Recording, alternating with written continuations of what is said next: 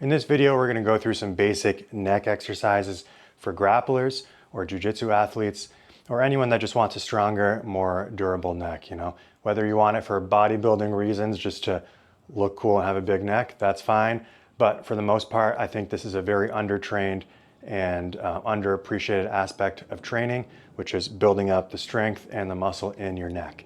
You want to be careful doing this. It's, with any lift, you don't want to overdo it and get injured, but injuring your neck sucks especially bad. So make sure to start off staying well away from failure, use lighter weights with higher repetition, but over time, just like anything, you should be increasing the amount of reps or weight that you do gradually so that eventually you can handle more weight, maybe some lower rep ranges. But start easy, maybe start with some of these isometric variations, and when you switch to the loaded dynamic variations, don't jump in with heavy sets of 5. Try to do something like 20 reps where you feel like you could probably do a few more reps. We're not going to go straight to failure, and build up over time. That being said, just like any part of your body, you can build this up to be way stronger and more resilient than it is now. For jiu-jitsu athletes, obviously it's super valuable, both from an injury prevention perspective and a performance perspective. For wrestling and grappling, escaping submissions, being able to lift people and not get sprawled on as easily, all kinds of things like that. This helps a ton. So very initial progressions for neck training can be simply self-resisted isometrics. Now, this is where I would start someone if they had some neck issues in the past, or just are at have very weak necks. If you're already doing jiu-jitsu, people are tugging on your neck, you might already have a base level of strength. You might be able to just skip this stuff, but let's go through it real quick. You can basically resist all directions, front, back, and side to side with your own hands here. And I'm doing them really quickly, but you could hold up to 30 seconds, trying to push as hard as you can in each direction from a neutral spine or neutral neck, just facing forward, not looking up or not looking down. That's the initial progression. Now we're going to do it from sort of end range position. So chin to chest, I'm resisting pulling away, I'm resisting pushing further, and I'm resisting pushing to the side. Okay? Build up to kind of 30-second all-out contractions with that. You can do it from each kind of extreme range of motion, whether your chin is tucked, your chin is up, or kind of ear to shoulder, same thing, okay? That's just initial getting used to some neck training. If you already are kind of doing jiu-jitsu, people are pulling on your neck, you have a little bit of neck strength, you don't have issues or pain, you could probably skip those. But if you are dealing with pain, or you've never really trained your neck before, maybe you're looking to start getting into jiu-jitsu and you're worried that people pulling on your neck will cause problems, you can start to build some resilience in that way. Now let's look at some other isometric progressions. We're going to use a bench for this. Okay, we've got our bench set up here. We're just going to look at how we can use this to resist all those same directions of force that we just did with our hands, but this is going to be quite a bit more challenging. So first, we're just going to place back of our head on this bench, put your hands on the ground, your feet on the ground, just lift your hips up. You can keep your hands on the ground first, you can lift them up as you get stronger here, and you can walk your feet out further as you get even stronger. But start off nice and easy with your feet in close, your hands on the ground, plenty of support. Maybe try to hold that for a minute or so before you progress by taking your hands off and sending your feet out further. I'll demonstrate that again real quick. Lifting here, no hands. Walking the feet out all the way and holding. Okay, that's pretty challenging. Same thing with this. We can go forehead. To start off, you can keep both your hands and feet on the ground and just try to push your forehead into the pad and kind of feel some weight come off of your feet or your hands. My hands aren't bearing much weight here, it's mostly on the knees. So the next variation is keep your hands flat, lift your knees up. Try to bear as much weight on your forehead as you can.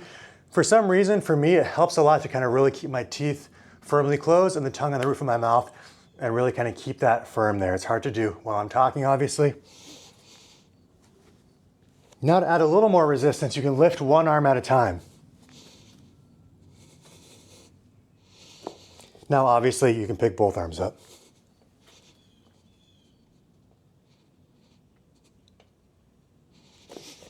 And then obviously you can walk your feet further back for even more difficulty.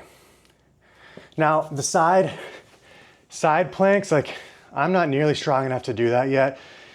You're a lot weaker with that side to side motion. However, it's very useful to train. It's easy to do with weights that I'll show in a second. It's a bit harder, so I'd consider this actually more of a progression than doing it with the free weights compared to front and the back.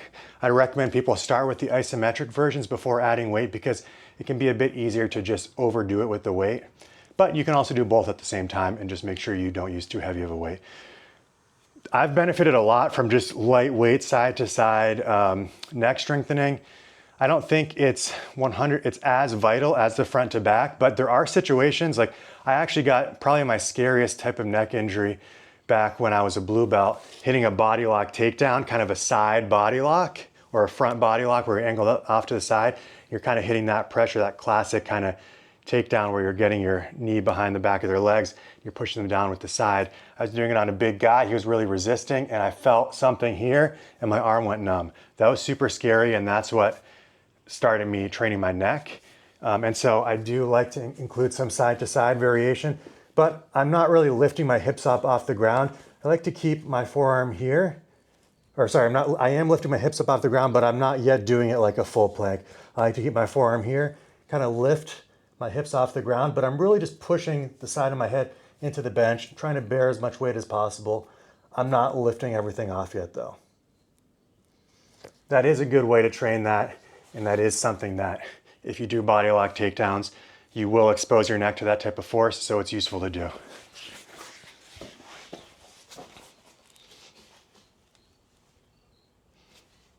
All right, you can take it off a little bit.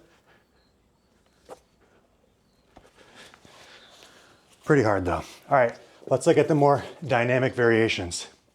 You can obviously use a neck harness for this type of stuff, but I prefer to just put a towel in between my teeth, and I'll show you what I mean.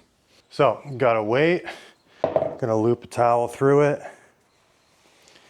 You want a towel that's long enough so the weight isn't running into your face.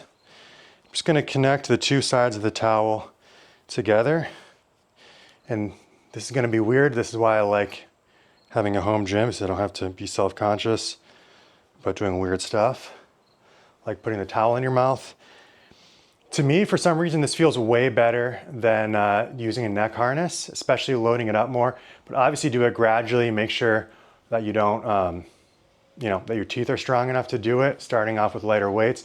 And put this all the way in the back into your molars. You definitely don't wanna just be biting with your front teeth on this one. However, it feels pretty secure. I'm gonna keep a strong bite as I just hinge over and do neck extensions. I'm not gonna be able to talk you through it as I'm doing it, so I'm just trying to explain real quick. This is a warm-up weight for me. Again, I don't push it super hard on this. I'm up to like 45 pounds for about 20 reps now, but I started with just 10 pounds on this exercise.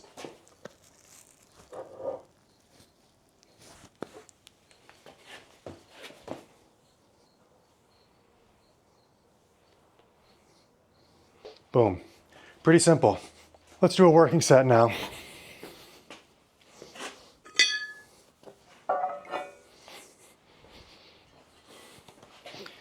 I've been doing 45 pounds on this for a while, so figured it's time to go up. Just got a 2.5 pound plate here. I'm a big fan of actually smaller weight increments as well. Make sure the towel's lined up.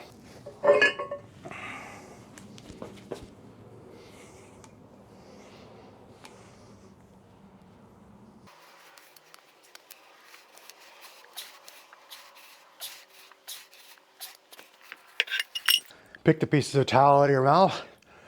One important tip is really grab it when you're releasing. I really don't feel comfortable just opening my mouth and letting it fall out in case it kind of gets caught on my teeth or anything like that. And I could actually feel that towel ripping as I was doing it. So it's time for me to get a new towel, but you get the idea. Pretty weird, pretty effective.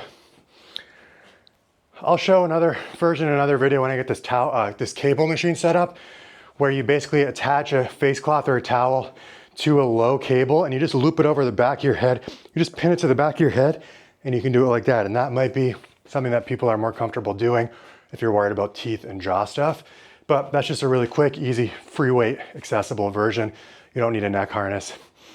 It's pretty awkward to like go prone on a bench, put a weight on the back of your head and do that. However, for training flexion, that's exactly what we can do pretty easily. So you're just gonna get on a bench, grab a weight, put it on your forehead. If you have a hat, you can roll up your t-shirt for some padding. I have this little tool I bought a while ago from someone, I gotta find it, that basically is just a little bit of a contoured pad. Basically a padded, contoured thing. I think it's from the Strong Neck. I like this, but it's certainly not necessary.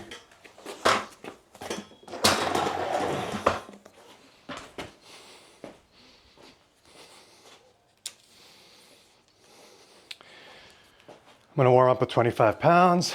Make sure you sit far up on the bench so your neck is hanging off.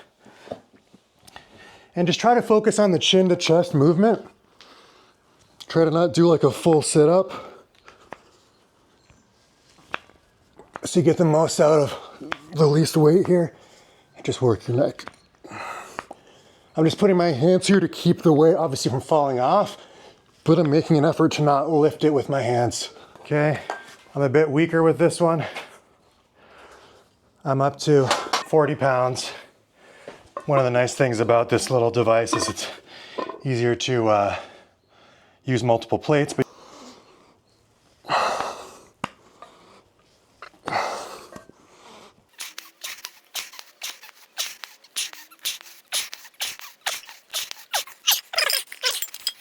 so finally, for some side flexion, I definitely go way lighter on this. Lie on your side, put the weight on the side of your head. Just go ear to shoulder on both sides.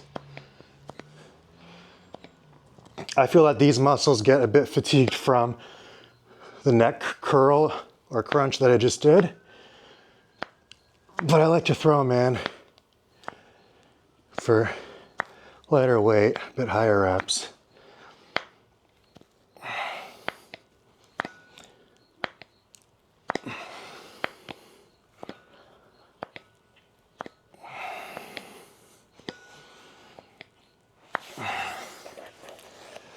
But a lot of times I'm pretty bored by this point. The side one isn't one that I focus on a ton. I do find it a bit helpful to do just for neck health, balance and all that. But I would say my top priority is the extension. Second top priority is flexion. Third is side flexion. That might depend for you though. Maybe you find you are especially weak, like posting your forehead on the mat or kind of hitting blast doubles. That's where you feel most vulnerable. In that case, the flexion is probably gonna be more valuable for you. Maybe you feel like you're getting snapped a lot or guillotined a lot and just controlled with collar ties too much. Obviously, technique is gonna be king for both of those things, but when it comes to strength and conditioning, in that case, your neck extensions are probably gonna serve you really well. Okay, this neck training is so important because people aren't used to having a sport that actually places force and demands through their neck. And jiu-jitsu does that, even to do some basic techniques like posting your forehead on the mat. A lot of people lack the strength to do that. Then they end up kind of like in these awkward positions. So give these a try. It will definitely help with your resilience and durability and performance as a grappler. If you want a full program that can be customized to your needs, along with tons of other super valuable resources for grapplers and a supportive community with coaching built into that at a super low membership price, check out the link in the description and join the community for the Grapplers Resilience and Performance community. Thanks for watching. I'll see you in the next video.